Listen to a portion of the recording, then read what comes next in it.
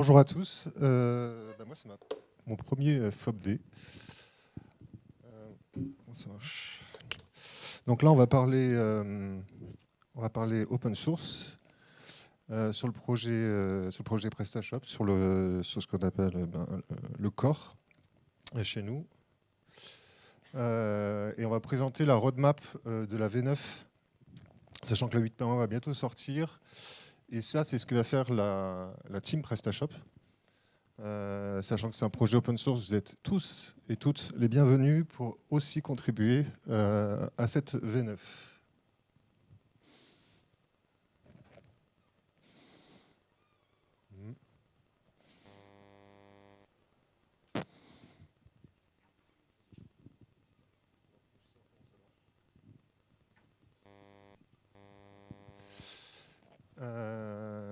Donc moi je suis Fabien Vallon, je suis lead product manager open source. Et du coup, je suis Jonathan Lelièvre, développeur chez PrestaShop depuis 5 ans bientôt, et depuis janvier, lead tech sur le projet open source. Donc on va parler MCO. Alors MCO, je suis désolé, il va y avoir beaucoup de techniques sur cette présentation.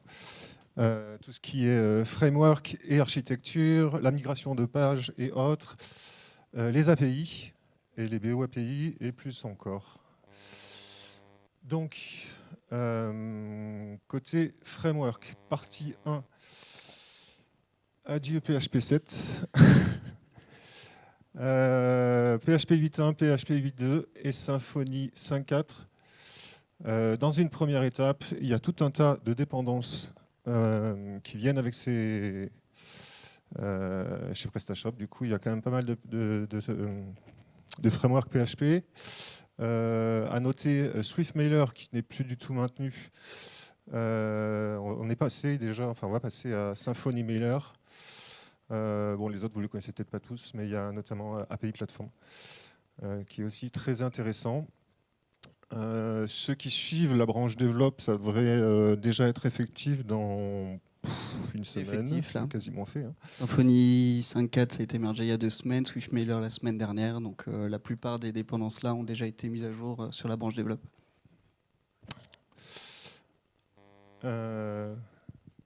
Ouais, alors pour reprendre le saut vers PHP 8.1, il y en a à qui ça va sûrement pas plaire parce qu'ils aiment bien avoir une grande plage de compatibilité sur les versions de PHP. Pour autant, il faut qu'on vive aussi avec notre écosystème PHP qui va de plus en plus vite ces dernières années. La plupart de nos dépendances, elles, recommandent et même imposent d'avoir PHP 8.1. Donc on a beaucoup analysé nos dépendances et on a finalement choisi de suivre ça. Ça a des désavantages, mais ça a aussi des inconvénients. C'est que maintenant, on peut virer tout ce qui n'était pas possible d'utiliser et on peut bénéficier des nouveautés du langage, les attributs PHP, des unions. Là, je vais parler aux développeurs principalement, mais ça permet de faire du code beaucoup plus récent, d'être en adéquation avec aussi tous les frameworks plus modernes. Et moi, le petit truc qui me plaît beaucoup, c'est que maintenant, faire un service en Symfony, il y a l'auto-wiring et le property promotion, donc ça vous fait gagner, ça prendrait peut-être 3 fois plus de lignes de code, et ça permet de réduire drastiquement le code à écrire, et c'est toujours agréable quand on est développeur. Alors là, ça va être la partie très très technique, donc je vais essayer de la passer assez vite, parce que sinon je pense que tout le monde va s'endormir, et en plus c'est une partie qui est essentiellement dans le cœur de PrestaShop, et qui va très peu vous impacter en fait, mais on a lancé du coup un nouveau modèle, enfin des interfaces pour tous nos modèles. Aujourd'hui, on a encore beaucoup de legacy, de l'object model qui est utilisé partout dans notre code moderne de PrestaShop et dans le Symfony. Et à chaque fois qu'on continue d'utiliser ça, on crée de la dette technique. Donc, qui dit dette technique veut dire qu'on devra repasser plus tard dessus. Et tout ce temps-là, c'est du temps qu'on ne pourra pas passer à faire des nouvelles fonctionnalités ou à améliorer le projet. Donc, on a décidé de mettre en place des nouvelles interfaces qui seront destinées à vraiment être pérennes et utilisées dans tout le code moderne, qui vont se mettre en façade devant toujours l'object model. N'ayez pas peur, l'object model ne va pas disparaître du jour au lendemain. C'est juste qu'à l'intérieur du corps, on arrêtera de l'utiliser directement. Et ça rentre aussi dans un cadre qu'on veut. Je pense qu'on peut passer à la suite. Donc l'idée, c'est d'uniformiser largement notre code et la façon dont on accède à nos données, d'être indépendant de l'implémentation. C'est-à-dire que si demain, on décide de partir sur du Doctrine, de virer Object Model ou de le garder, d'avoir du NoSQL, peu importe, vu qu'on aura ces interfaces qui sont abstraites et qui sont complètement agnostiques des frameworks derrière, eh ben, on aura juste à repluguer les nouvelles solutions sans avoir à casser toute la partie du corps. Et ça, on va l'intégrer dans un autre sous-projet en fait, qui est lié au contexte. Là encore, c'est très technique, mais le contexte, c'est tout ce qui va vous permettre dans PrestaShop d'accéder à votre employé, à votre shop, à votre language, à toutes les informations de session, et qui aujourd'hui sont encore basées en grande partie sur du code assez vieux, qui crée beaucoup trop de couplage avec du code qui n'est pas bon. Et notamment, c'est ce qui fait péter la plupart de nos commandes CLI parce qu'on s'attend à avoir un employé qui n'est pas là, parce que la définition du service n'était pas bonne. Donc, on va essayer de recliner tout ça et ça passe par ces nouvelles interfaces. À la suite de ça, le framework, c'est en cours de discussion. On ne s'interdit quand même pas de passer à Symfony.sys. On est conscient que c'est un gros gap. Après, ça apporte quand même pas mal de nouvelles features, notamment même pour les développeurs en termes d'optimisation, les conteneurs. Ça permet d'utiliser, parce qu'on peut passer à PHP 8, pleinement PHP. Pourquoi on hésite encore? C'est parce que la date de la 9, en tout cas de la freeze, c'est novembre. Et qu'on ne serait pas si loin que ça de la 6.4, du coup, qui serait vraiment notre target à nous, puisque c'est une LTS, et qu'on souhaiterait aller vers ça. Alors, à voir si on le fait en 2 étapes, 6.3 et puis 6.4, sans breaking change pour la suivante, ou pas. Mais en tout cas, c'est quelque chose qu'on envisage. Je ferai peut-être probablement, comme pour la première partie, un petit sondage pour voir ce que la communauté en pense globalement.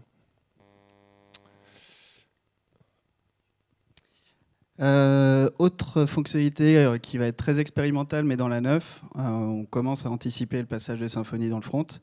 Et on se rend compte aussi qu'il y a de plus en plus de modules qui utilisent Symfony et qui aiment bien avoir des services. Et on est très content d'ailleurs de ça. Et le problème, c'est que tous ces services sont utilisables uniquement dans le côté BO. Donc ce qu'on va faire là, c'est de permettre dans la partie front office d'avoir le conteneur Symfony. On n'est pas encore sur des contrôleurs full Symfony, du Twig et tout ça, mais au moins avoir ce conteneur qui permet d'utiliser les services que vous définissez dans vos modules, aussi bien dans le BO que dans le FO, sans avoir à gérer 2 couches pour gérer à la fois le front et le BO. Donc on va faire ça en prenant des pincettes pour être sûr de ne pas tout éclater. Dans un premier temps, déjà, ce sera derrière un feature flag, donc une option qui est désactivable. Et on a prévu aussi de faire pas mal de benchmarks et de tests pour mesurer l'impact qu'a cette fonctionnalité quand elle est activée dans le front. Et dans un deuxième temps, si on a le temps, mais sur la 9, ça sera peut-être un peu juste, on commencera à expérimenter sur avoir des vrais contrôleurs en front office également avec Symfony.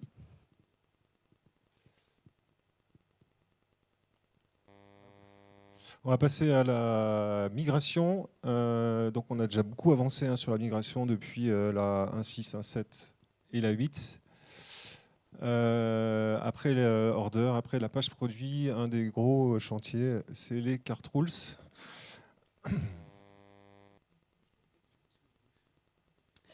Alors, donc là, je vais en décevoir pas mal, mais on avait prévu de reprendre l'intégralité du moteur de calcul de PrestaShop dans la 9. Du coup, spoiler, ça n'arrivera pas dans la 9. On a pris un peu de retard et on va être sûr de bien attaquer tout le côté fonctionnel avant de se lancer dans du code. Donc pour l'instant, c'est mis en pause. Pour autant, c'est pas abandonné du tout.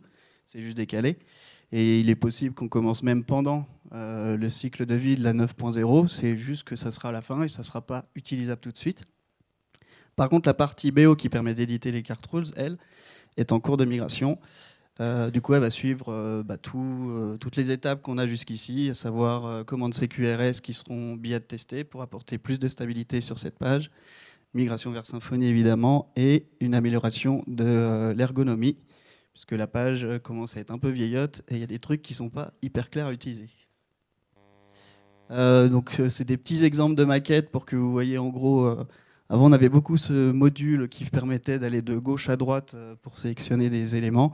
On va essayer d'uniformiser ça avec les éléments UX qu'on a sur les autres pages migrées et qui sont plus simples à utiliser, en tout cas je trouve.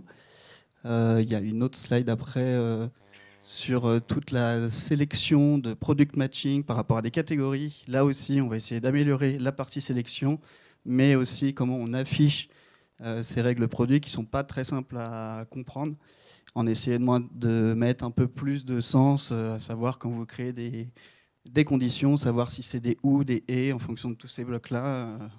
C'est un peu complexe, mais on va essayer de faire au mieux. Ça, c'est encore des maquettes temporaires, donc vous ne focussez pas forcément sur ça, mais c'est à venir pour la 9. Deuxième type de migration, c'est remplacer le legacy layout. Donc, sachant que beaucoup de choses ont migré sur la partie centrale, hein, la partie verte, hein, order, product et j'en passe. Et on se retrouve avec tout ce qui est menu et tout ce qui est en haut. Encore un legacy, on se retrouve du coup avec deux technos. Et on souhaiterait, pour des raisons déjà de performance, mais aussi d'utilisabilité, pas avoir le mix Smarty Twig. On voudrait donc l'initialisation du contexte géré par Symfony, sans avoir passé par un faux contrôleur legacy. On voudrait unifier du coup la technologie, j'en ai parlé. Et puis on voudrait préparer la nouvelle façon de faire. Et en gros, on voudrait découper bloc par bloc, donc le menu, les notifications, etc., etc. Et ajouter des nouvelles features en passant et en les refaisant composant par composant. Donc par exemple avoir un menu complètement à plat au lieu d'avoir des choses pas cliquables par exemple, avoir des pastilles dans les menus pour avoir des systèmes de notification de type vous avez un nouveau module, vous avez des nouvelles orders, etc. Toute la partie notification qu'il faudrait aussi revoir, à la fois utilisable un peu mieux par les modules pour avoir sur la partie cloche typiquement des choses beaucoup plus sympas, même en termes de marketing ou autre, etc. etc.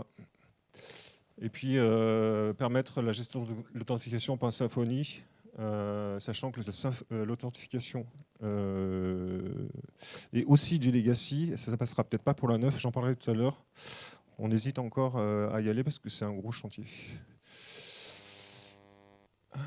Les API, New API. Bon, il faudra qu'on fasse un... faut qu'on leur trouve un petit nom.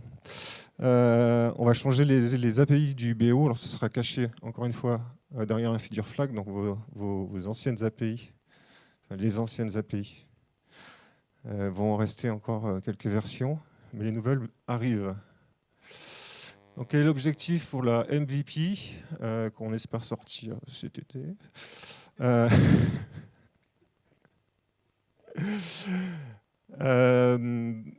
Bon, les anciennes, hein, c'est du crude. La sécurité, c'est quand même pas foufou.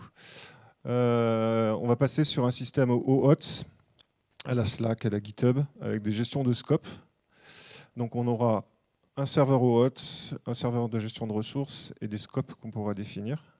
Donc, on est vraiment dans le end-to-end applicatif. Hein. On va vouloir mapper assez directement tout ce qui a été migré en CQRS sur du endpoint de façon hyper simple. Donc du coup, vous allez pouvoir utiliser directement en gros les CQRS. Et puis améliorer effectivement la communication entre PrestaShop et les applications externes.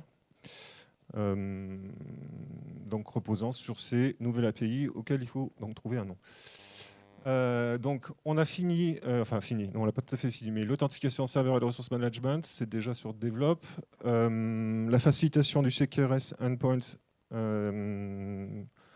c'est en cours. On n'est pas loin. Hein, ça avance bien. Ouais. On voudra en faire un module. Donc que cette API soit lui-même un module, donc on pourrait faire des releases du coup s'il n'y a pas de breaking change en tout cas, on pourrait faire des releases hors cycle PrestaShop, c'est-à-dire que là il y a 400, 500, enfin 400 CQRS, donc 400 potentiels endpoints à développer, et on pourrait faire des releases au fil de l'eau. Suivant les besoins.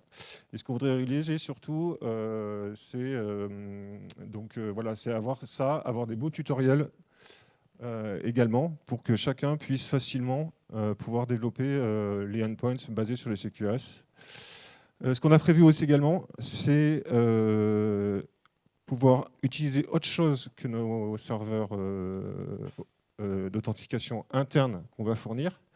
C'est typiquement dans des situations hébergées. Vous ne voulez pas avoir un serveur d'authentification sur chaque PrestaShop, mais l'avoir mutualisé avec des logiciels de type Keycloak ou Rehydra. Donc on a déjà testé, on sait que ça marche. Il y aurait des améliorations et en tout cas, il pourrait y avoir des contributions ou d'autres développeurs qui développent ces modules. On va peut-être mettre une gateway pour que tout fonctionne bien.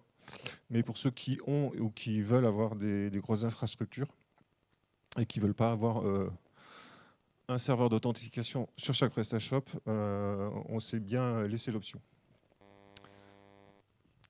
Donc du coup, cette nouvelle API elle va être basée sur API Platform. Là encore, on retrouve les intérêts d'être passé sur PHP 8.1, c'est qu'on va pouvoir utiliser toutes les notations attributs dans notre construction de nos endpoints. La partie où il faut se concentrer, c'est ce qu'on voit en haut, le provider qui est un query provider et le processeur qui est un command processeur. Ça, du coup, c'est toute la partie qu'on vise à intégrer dans le cœur dans la 9.0 qui permet de faire le mapping entre j'ai un endpoint et je veux exécuter une commande CQRS. L'intérêt, c'est que tout le travail qu'on fait depuis des années sur la migration vers Symfony, qui est basé en grande partie sur CQRS et qui a été longuement décrié par la communauté, on va pouvoir en rebénéficier pour construire toutes ces API beaucoup plus rapidement puisque la logique métier est déjà là. L'idée, c'est juste d'aller plugger une API sur cette logique métier. Évidemment, toutes les commandes qu'on a ne couvrent pas 100% du scope de PrestaShop et peut-être même vos besoins métiers qui sont plus précis, mais ça ne vous empêche pas de rajouter vos propres commandes et ensuite d'aller vous plugger avec l'API ou alors de faire vos API complètement custo. L'idée des règles, c'est que derrière, c'est que comme disait Fabien, cette partie-là pourrait être complètement externalisée dans un module, on sera les premiers à le faire, et vous pourrez utiliser toute la base d'API Platform.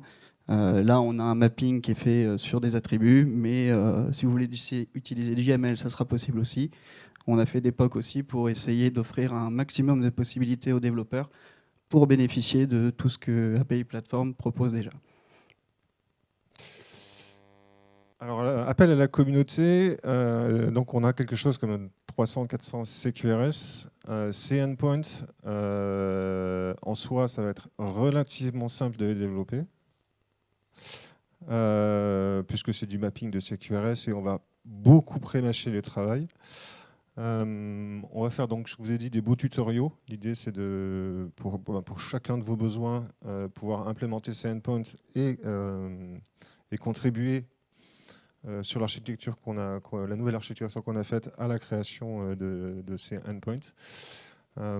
Ça comprendra non seulement la création du endpoint, mais aussi les tests automatiques que notre QA pourra passer chaque nuit. On va faire un channel Slack dédié pour toute la contribution et on va essayer de suivre ça et l'évolution de ces implémentations dans un Kanban. Donc voilà, on essaie de sortir justement cette MVP au plus tôt pour avoir le plus de endpoints implémentés pour la 9. Et aussi, on voudrait intégrer Maker Bundle pour pouvoir fournir des commandes Symfony du coup, qui vous permettent d'automatiser au maximum. On ne pourra pas forcément tout faire, mais la création de ces endpoints, de sorte que ça soit aussi beaucoup plus simple, autant pour la communauté que pour nous, de rajouter ces endpoints progressivement. Donc voilà, normalement, sur les endpoints relativement simples, c'est l'histoire de quelques heures. Après, il y en a 300. Donc si chacun en fait un, ça peut, ou deux, ou trois, ou quatre, cinq, ça peut aller très vite. Donc après les MVP, il y aura les scopes, les interfaces d'administration. Donc là aussi, ça reste du draft actuellement. Pour pouvoir piloter les scopes. Donc, par exemple, le scope ou un sous-scope de order avec des droits de type pas d'accès, lecture, écriture, etc. On va essayer de faciliter l'intégration avec les serveurs externes. Ça, j'en ai parlé. En tout cas, on l'a pensé. Est-ce qu'on va faire la gateway pour la 9? On verra. Et puis, dans les prochaines versions, étendre les versions d'authentification.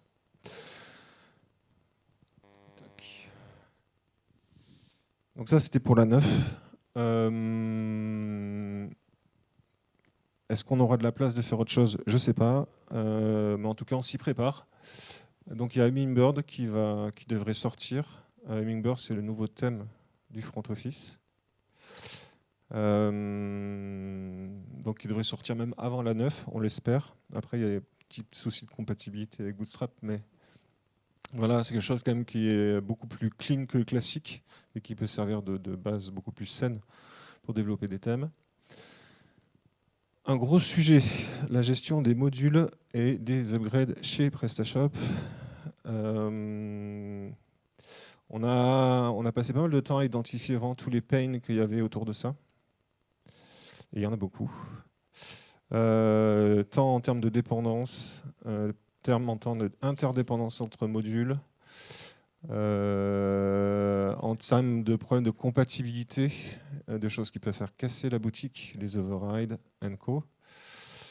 On a aussi pas mal de problématiques sur plutôt d'interface ou du UX, en tout cas pour prévenir sur les problématiques de sécurité ou pas. Des problématiques plus techniques sur la gestion du cache pendant qu'on upgrade, etc. L'objectif, c'est de rendre la base de modules la plus saine possible, de commencer à prévenir quand même sur des façons de coder qui ne sont pas censées être faites. Enfin, les overrides, je comprends qu'on puisse les faire, mais c'est de moins en moins vrai, donc il faudra de plus en plus les éviter. Utiliser les tables de PrestaShop pour faire des choses et des fois des choses pas très bonnes, il faudra aussi les éviter. Donc on va essayer d'améliorer tout ça. L'objectif, c'est quand même de pouvoir arriver, même en termes de sécurité, de signature, d'intégrité, etc. Voilà, on va essayer de... On va peut-être pas pouvoir tout tacler tout de suite, mais l'objectif, c'est quand même d'arriver à de plus en plus à un système où c'est de plus en plus fiable, même si on ne s'interdit pas non plus de faire une sorte de mode sans échec, qui nous permettrait quand même au cas où de faire des upgrades, même si elles se sont mal passées. Donc c'est des gros chantiers. Je sais que ceux qui suivent la démo, je vais faire la présentation de ce roadmap, vous l'avez en primeur, mais vous l'aurez le 21 juin, je crois, sur la démo de PrestaShop projet. Et la prochaine suivante, je ferai peut-être un état de lieu de ce qu'on a vu ou pourrait faire sur les modules upgrade si ça vous intéresse plus. Ensuite, il y a l'après V9. Déjà, si on fait tout ce qu'on a à faire, ça fait déjà beaucoup. Mais on commence à préparer la suite. Donc il y a toute la partie FO API où on a commencé à initier des choses. Voilà, on est en legacy, c'est un vrai problème. Plusieurs stratégies sont possibles. Donc on est plus à l'état de POC actuellement. Mais c'est quelque chose qu'il va falloir tacler un jour. On a de l'avance sur certains trucs, sur certains de nos concurrents qui sont à peu près dans le même secteur. Sur ce point-là, on est un peu en retard et il faudra rattraper ce retard, en tout cas, ça c'est sûr. Il y a toute la partie cache management. Alors, le cache management, c'est problématique pour tous les systèmes, que ce soit le kernel Linux jusqu'à PrestaShop. Tous ont des problèmes de cache. On va essayer d'harmoniser ça, que ce soit qu'il n'y ait pas des problèmes de fraîcheur, de cache notamment, et des performances meilleures. Et puis peut-être harmoniser ça aussi avec Symfony si possible, ce qui nous permettrait d'utiliser des systèmes externes. Symfony permet ça, les Redis & Co. Il y a toute la partie conf management. Là aussi, on est sous la cale, mais c'est important. La configuration sous PrestaShop, c'est assez hétérogène, pour être gentil. C'est dans des fichiers YAML, c'est dans la base de données, c'est voire hard-codé quand je vois certains modules. L'objectif, c'est aussi d'harmoniser ça pour que ce soit plus simple et vraiment commun pour la base du PrestaShop, le core, mais aussi fournir des API clean pour tous les modules qui vont s'intégrer. Et puis toute la partie data management.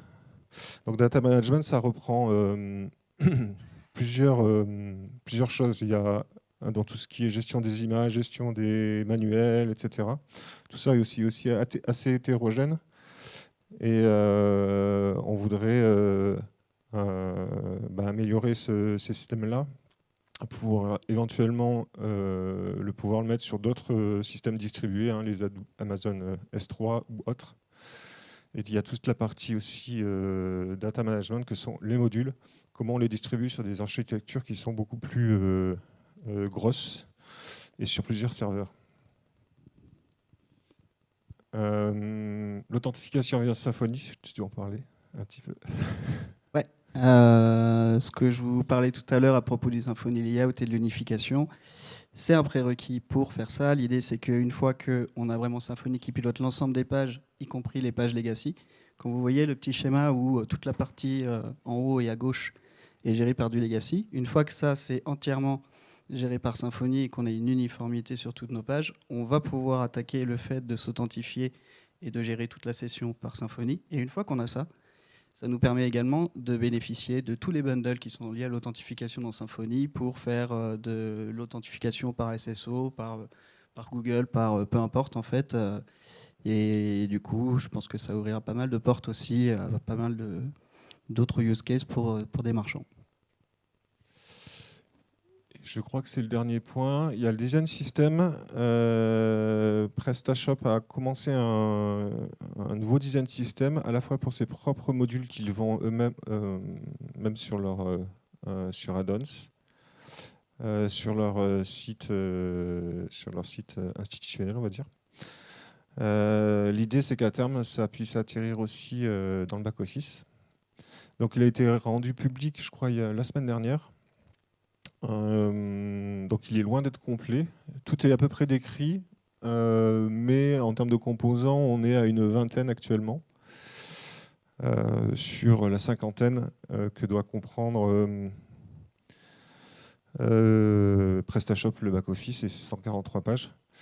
Donc l'objectif, c'est de compléter ce design system. Donc tous les développeurs front sont les bienvenus pour ça. Et puis après, à terme, de basculer, pourquoi pas, c'est le back-office dans ce design system, ce qui permettra grandement d'améliorer le développement des modules, même si pendant pas mal de temps, je pense qu'on pourra faire cohabiter les deux systèmes. Donc ça, c'est un gros chantier qui va prendre probablement plusieurs versions. Mais je vous recommuniquerai l'annonce qui a été faite et vous trouverez déjà le storybook qui va bien avec les composants déjà existants. Je crois que j'ai fini. Ah oui, si, il y a une date quand même. Quand la V9, pour l'instant, on se target novembre. Pour friser, et après les 3-4 mois de stabilisation du code, à voir comment ça se passe. Mais pour l'instant, on mise sur ça. Sachant juste pour info, je parlais de l'upgrade et de l'auto-upgrade. Ce qu'il faut savoir, c'est que la majorité de la QA qui est faite sur la majorité des versions de PrestaShop sont faites par PrestaShop Corp. Et que 30 à 40% du temps est fait passer sur l'auto-upgrade. Donc c'est vrai que c'est un vrai pain que le chantier auto-upgrade, en plus d'améliorer la gestion de l'écosystème des modules, c'est aussi faire descendre ce temps entre la freeze et la release pour pouvoir soit réaliser plus vite, soit avoir plus de temps pour développer plus de choses. C'est fini pour nous. Il nous reste 10 minutes, si j'ai bien compris, si vous avez des questions. Il reste une slide normalement. Ah pardon, je l'ai zappé. Ah, non, c'est bon. Ah oui, excuse-moi. Dernière annonce du coup, PrestaShop organise un événement fin novembre qui sera centré autour des développeurs, donc très technique. Je pense que vous connaissez tous le PSD, où il y a quelques conférences techniques, mais qui est aussi beaucoup orienté marchand, business, partenariat et autres. Là, l'idée, c'est vraiment pour la première fois de faire un événement pour les développeurs, par les développeurs. Donc, vous êtes tous invités à y assister, bien sûr, et également à soumettre vos sujets. Il y aura évidemment des confs faites par la Core Team et d'autres équipes de PrestaShop, mais ce qui est intéressant, c'est aussi que la communauté puisse venir et se saisir de cet événement et y participer activement. Donc, vous retrouverez le lien, le QR code et tout ce qu'il faut pour vous inscrire. Le site est ouvert depuis ce matin, je crois.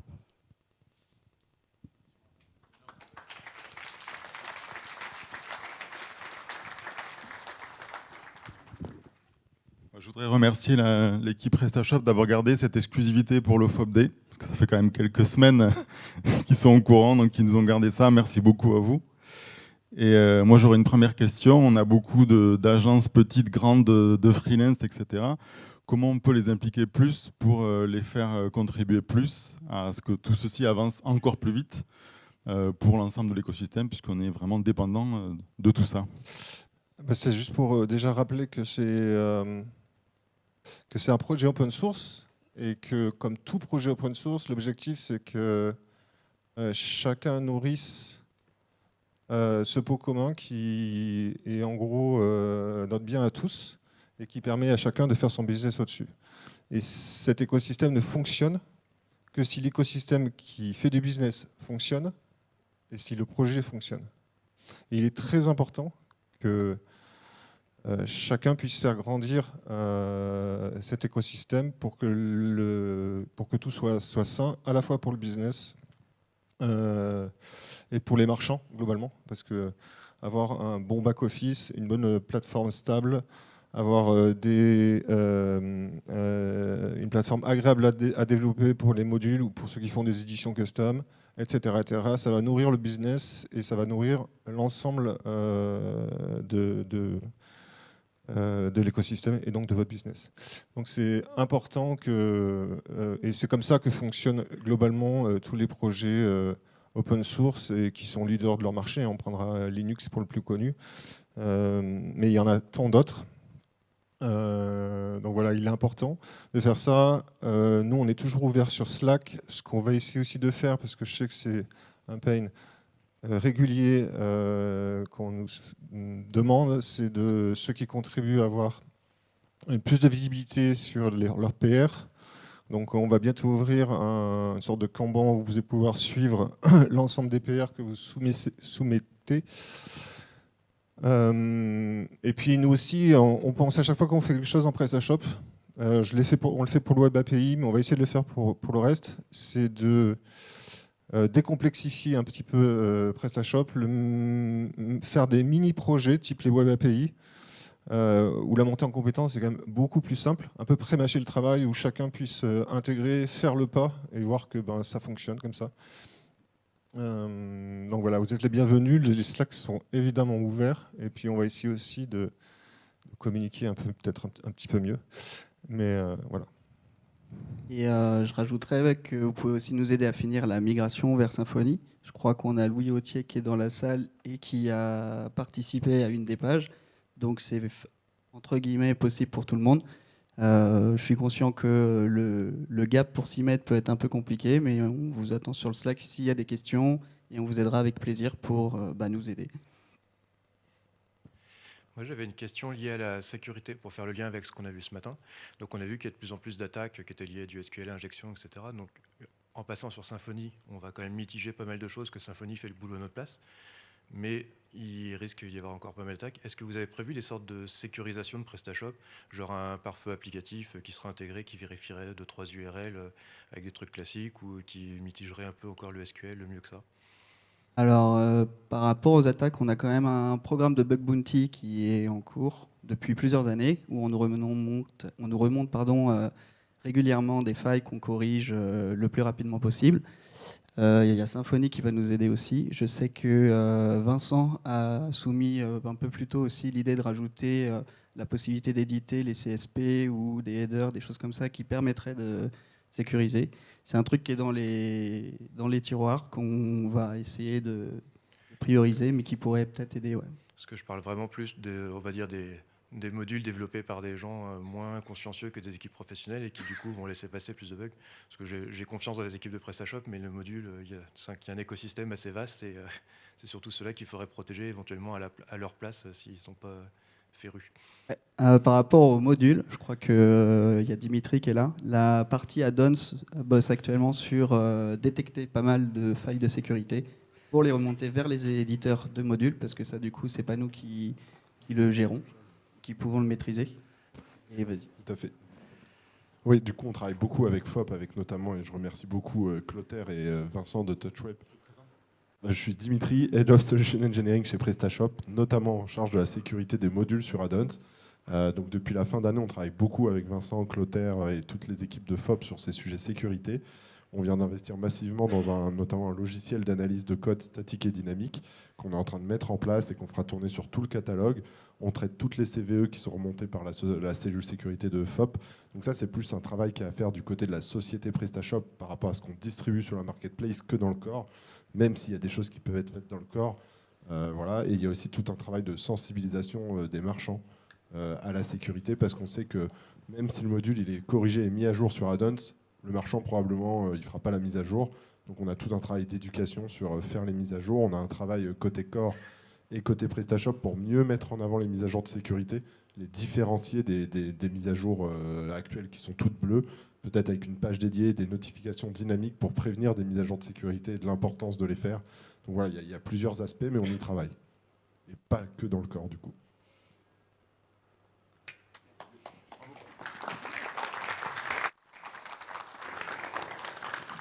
Moi, j'ai une question un peu compliquée dans la réponse, donc je ne sais pas s'il y aura une réponse, mais ça fait des années qu'on entend nos clients se plaindre de la complexité de PrestaShop, avec PrestaShop, de faire des mises à jour et donc d'évoluer par rapport à toujours WordPress, WooCommerce, des choses comme ça. Je sais que c'est compliqué, c'est un sujet, c'est un peu l'arlésienne, comme on dit, mais je pense qu'aujourd'hui, c'est un vrai frein au développement de PrestaShop. Donc, on parlait du succès de la communauté, on parlait du succès du projet. Et là, on n'a pas parlé de ça, ou très peu. J'en ai parlé un petit peu, ouais. Ouais, voilà, pour moi, il manque un vrai projet sur le projet qui est d'adresser le problème des mises à jour faciles. En particulier, au moment où on parle de sécurité, on parle d'attaque. Moi, j'observe vraiment, je parle avec beaucoup de commerçants qui me disent « je vais quitter PrestaShop parce que je n'ai plus confiance en la sécurité et parce que je ne suis pas capable de faire une mise à jour vers la 8, etc. » Ils ne peuvent pas investir 6 mois dans une migration à chaque fois. Et donc, c'est un vrai frein aujourd'hui. Et je trouve que ça met en danger PrestaShop. Et je voudrais adresser ce sujet-là. Voilà. Ouais, alors c'est identifié, il y a plein de sujets. Mais en gros, moi, je pourrais vous le présenter. Je vais peut-être le mettre en lien à la présentation. En tout cas, on a fini en tout cas de lister toutes les problématiques qu'il y a. Et vous en parlez que d'un, mais il y en a beaucoup, beaucoup d'autres. Après, ce qu'il faut lister, c'est l'impact des changements qu'il va avoir et quand est-ce qu'on va le faire. Donc moi, je vais essayer de faire le maximum pour qu'il y ait une partie qui passe pour la 9. Après, il faut bien comprendre qu'il y aura un impact pour tous les développeurs de modules. Ça va être certain. En termes de sécurité, de signature d'intégrité, d'aussi de discipline. Les overrides, c'est bien, mais dans la majorité des cas, ce n'est pas utilisable.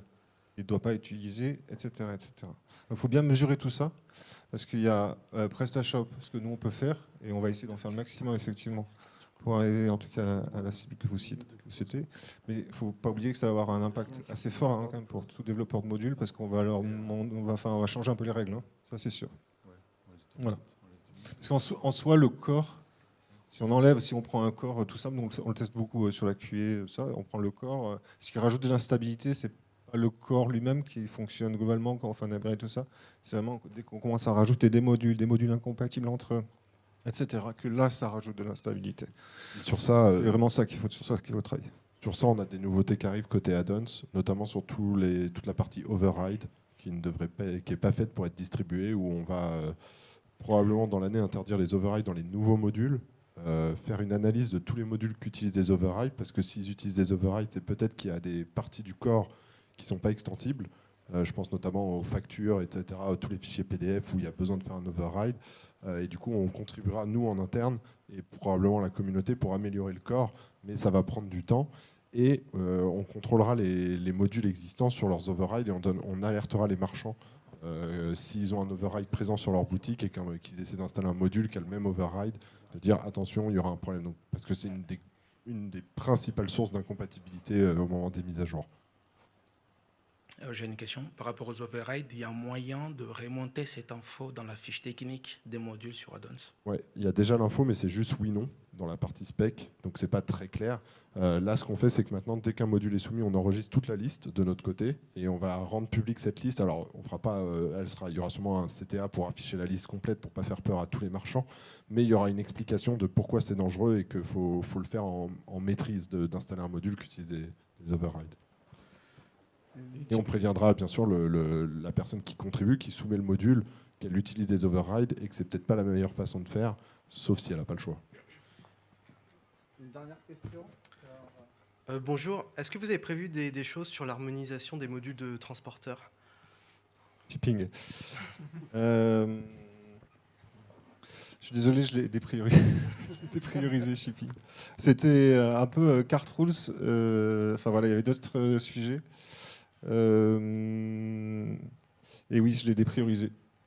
Je sais que, par contre, ce que je peux vous envoyer, enfin, ce que je peux vous donner, c'est on voit tous les pains qu'il y a. On a fait une belle discovery là-dessus. Par contre, ouais, ça ne sera pas fait pour la 9. Je suis désolé. Ouais. Il y a pas mal de soucis avec le mapping, avec 9.1, pourquoi pas, avec certains frameworks, notamment avec la gestion des relais. Le zoning qui n'est pas parfait, voire pas parfait du tout. Le multitransporteur qui ne fonctionne pas très bien, etc., etc. On a identifié tout ça. Et en fait, ouais, ça va déprioriser peut-être pour la 9.1, parce que justement, on a d'autres équipes. Il y a le corps qui travaille vraiment sur le cœur du système. Il y a d'autres équipes chez PrestaShop qui sont un peu aussi spécialisées dans d'autres parties qui justement auraient de la bande passante potentiellement pour passer ça en 9. Voilà. Et c'est pour ça qu'on l'a attendu. Voilà. Merci. Hop, il reste 30 secondes s'il y a une question. Non, pas Vincent. S'il vous plaît. La question, c'est par rapport au versionning, puisque du coup, si je ne me trompe pas, la 8 est sortie en novembre 2022, là la 9 en novembre 2023, sachant que quand une nouvelle version majeure sort, il y a toujours la peur des marchands d'essuyer les plâtres sur une nouvelle version. Ça met 6 mois, 1 an, voire 1 an et demi avant que tous les modules principaux soient compatibles avec un numéro de version majeure.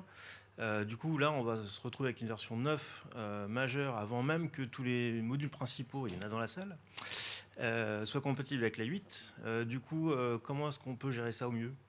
Alors, il y a 2 sujets pour moi. Je le prends. Une première info, c'est par rapport à la 8.0, la compatibilité sur add-ons.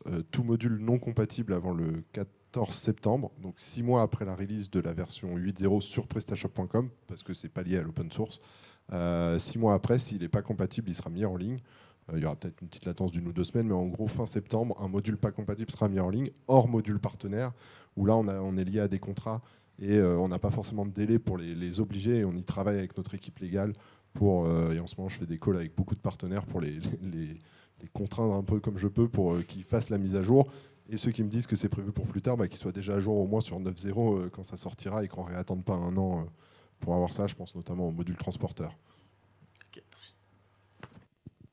En fait, juste pour rebondir là-dessus, on est toujours coincé entre ces histoires de compatibilité et faire évoluer l'architecture pour que ce soit plus simple pour tout le monde, en fait. Donc à un moment, il faut faire des choix. Et pour l'instant, on est plus parti à réaliser plus rapidement. On est conscient qu'il y a des breaking changes qui sont... Voilà. Mais je pense que sur le long terme, c'est quand même... Voilà, c'est quand même plus sain.